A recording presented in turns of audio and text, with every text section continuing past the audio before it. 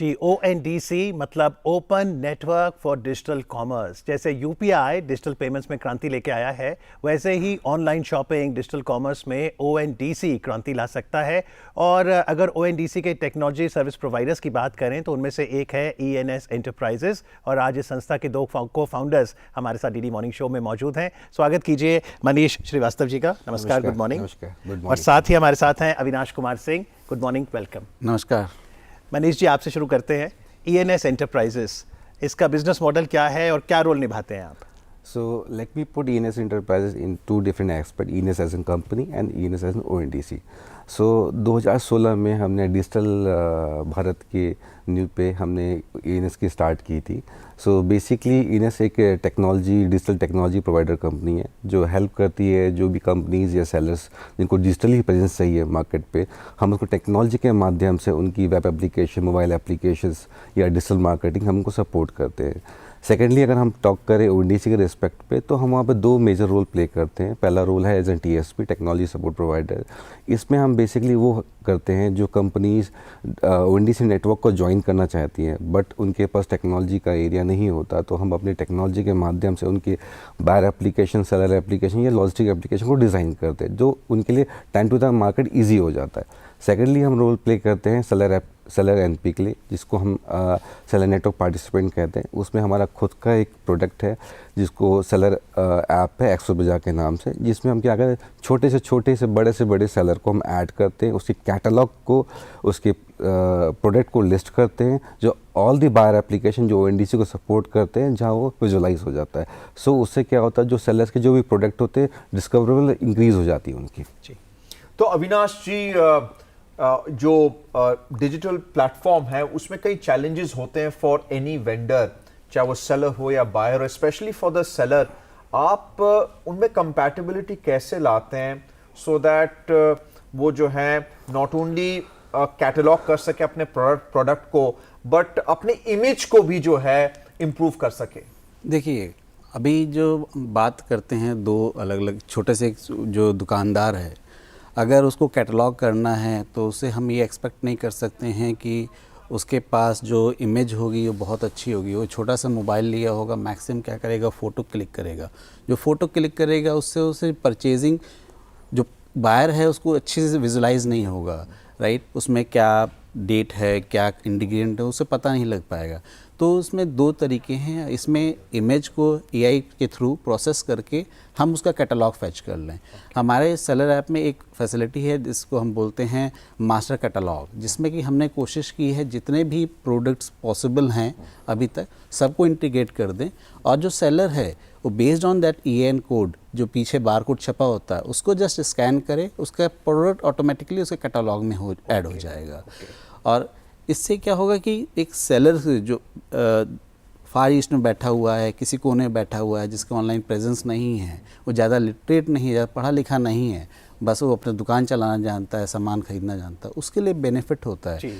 यानी आप digital catalogue बनाने में मदद करते हैं? जी हाँ, हमारे जो सेलर ऐप है उसमें डिजिटल कैटलॉग भी बनाने में मदद करते हैं, और हमारी कोशिश रहती है कि जो इमेज से ही उसका डेटा फैच हो जाए। जी, तो मनीष जी, अगर देश के किसी भी कोने में कोई दुकानदार आज कार्यक्रम देख रहा है और उसके पास कोई गुड्स या सर्विसेज है और वो चाहता है ONDC के प्लेटफॉर्म पे आ जाए, आपने बताया कि आपका एक स्पेसिफिक ऐप है सेलर्स के लिए, एक्सप्रेस बाजार, तो वो उस पर कैसे रजिस्टर करे? उसको ज़्यादा कुछ नहीं करना, उसको expressbazaar.com में जाना है, वहाँ पे उसको एक ऑप्शंस मिल जाएगा, उस ऑप्शन में उसको टिक करना है। वहाँ पे बेसिक इन्फॉर्मेशन देनी है, जैसे बेसिकली उसका GST नंबर क्या है, या वो क्या प्रोडक्ट सेल करना चाहता है, या उसकी कंपनी तो कंपनी का नाम क्या है। सो वो वहाँ पे रजिस्टर भी हो सकता है। सेकेंडली हमारे पास वहाँ कॉन्टैक्ट डिटेल भी हमारे पास आ जाती है। हमारे खुद के कस्टमर सपोर्ट पीपल उनको कॉल करेंगे, उनको कॉन्टैक्ट करेंगे, उनको हेल्प करेंगे उनको कैटलॉग को अपलोड करने में, जो बायर एप्लीकेशन में डिस्प्ले हो सकता है। अविनाश जी, पेमेंट एप्स ऑलरेडी डेवलप्ड हैं, पर लॉजिस्टिक्स एप्स के क्या चैलेंजेस हैं और आप उसको कैसे रिजॉल्व करते हैं अपने कस्टमर क्लाइंट के लिए जो सेलर है, बायर को बेच रहा है? देखिए, ONDC पे जो डेमोक्रेटाइज हो रहा है वो बायर और सेलर नहीं हो रहा है। बेसिकली देखा जाए लॉजिस्टिक्स जो कंपनियां हैं वो सेलर हैं, जो बायर है वो सेलर ऐप बायर हो सकती है, राइट। बायर ऐप भी बायर हो सकती है उस लॉजिस्टिक्स का। तो और इसमें क्या होगा कि इन फ्यूचर जो छोटे छोटे, अगर इंडिया की पूरी बात करें तो अगर डिजिटल ट्रांजैक्शन की बात करें रिटेल ट्रांजैक्शन कंपेरिजन में लगभग 4% है। जब ये बढ़ेगा तो एक छोटे से गांव में जहाँ डिलीवरी पॉसिबल नहीं है वहाँ भी कोई स्टार्टअप ओपन होगा, वो भी अपने एरिया को कवर अप करेगा, तो वो भी एक सेलर होगा बेसिकली, जो एक पर्टिकुलर हब से पिक करके एक पर्टिकुलर छोटे से गांव में जब सामान पहुंचाएगा। तो स्टार्टअप इंडिया का जो चल रहा है, जो मोटिवेट हो रहे हैं लोग, ये उसमें बहुत बड़ा फैक्टर होगा ओएनडीसी में। तो आप ये कह रहे हैं टोटल जो इस समय भारत में रिटेल ट्रांजैक्शंस हैं उसका लगभग 4% ही अभी डिजिटल कॉमर्स हो रहा है। जी हाँ, तो बहुत संभावना है फिर? बहुत ज़्यादा संभावना है। तो इसीलिए जो ओएनडीसी के आने से एक जो छोटा सा दुकानदार है, एक गांव का आदमी है, वो भी आसानी से अपने आसपास के लोगों से परचेज कर सकेगा। जी बिल्कुल। दिसंबर महीने की बात करें तो दिसंबर 2023 में एक इम्पोर्टेंट माइलस्टोन रहा कि ओएनडीसी की ट्रांजैक्शन 5 मिलियन से अधिक हुई। जी जी जी। तो आप ओवरऑल बिजनेस मॉडल कैसे देख रहे हैं ओएनडीसी के आने से नए साल 2024 में? कितनी ट्रांजैक्शन प्रतिदिन हो सकती हैं और फिर क्या टेक्नोलॉजी की और ज़रूरत पड़ेगी? सो आज की डेट पे हम देखें तो हमने जब स्टार्ट किया था आज से 1 साल पहले, सो हार्डली 500-600 ऑर्डर होते थे एक महीने में। सो आज की डेट में हम 2 लाख ऑर्डर पर डे के हिसाब से अचीव कर चुके हैं। जैसे दिसंबर में आपने बोला 5.5 मिलियन हमारे ऑर्डर्स हुए हैं। तो उसमें क्या है कि अब लोग एडुकेट हो रहे हैं, लोगों को पता चल रहा है और बेनिफिट सेलर्स को यहाँ मिल रहा है। तो सेलर्स अब डायरेक्टली अदर मार्केट प्लेस में जाने से ज़्यादा वो सोचते हैं कि हम यहाँ ओएनडीसी में प्रेजेंट हो जाएं।